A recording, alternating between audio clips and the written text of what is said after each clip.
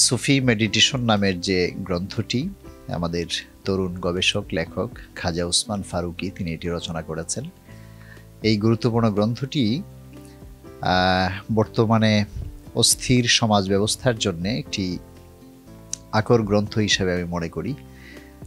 সুফিতাত্ত্বিক সাধনার যে বিষয়গুলো, সুফি মেডিটেশন, সুফিতাত্ত্বিক যে ইসলামিক জ্ঞান প্রজ্ঞা, সেই বিষয়গুলো এই গ্রন্থে বিশদভাবে বর্ণনা করা হয়েছে, তুলে আনা হয়েছে। আরও পারস্য সিরিয়া অঞ্চল থেকে আমাদের সুফি অলি গাউস কুতুবরা এই অঞ্চলে এসছেন। শাহজালাল, শাহপরাণ, শাহ সুলতান, তাদের মতো জগৎ বিখ্যাত অলিরা এখানে এসছেন এবং তাদের মাধ্যমেই আমাদের এই বঙ্গীয় অঞ্চলে ইসলামের প্রচার এবং প্রসার ঘটেছে। সুতরাং সুফিবাদ হচ্ছে ইসলামের উদার অসাম্প্রদায়িক একটি আদর্শ।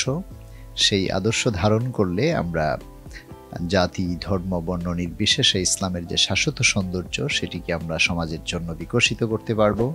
আমাদের সমাজ সত্যিকার অর্থে মানুষের জন্য বসবাসের উপযোগী যেই সমাজ সেটি প্রতিষ্ঠিত হবে।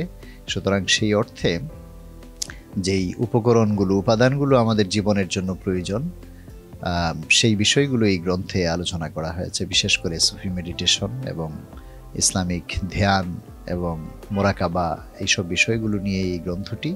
আমি আশা করি যে বর্তমান সমাজের বিশেষ করে তরুণ পাঠকদের জন্য খুবই উপাদেয় একটি গ্রন্থ হিসেবে এটি বিবেচিত হবে। আমি এই গ্রন্থের, সুফি মেডিটেশন গ্রন্থের বহুল প্রচার কামনা করি এবং এর লেখক খাজা উসমান ফারুকী, তার জন্যে অশেষ শুভকামনা রইল।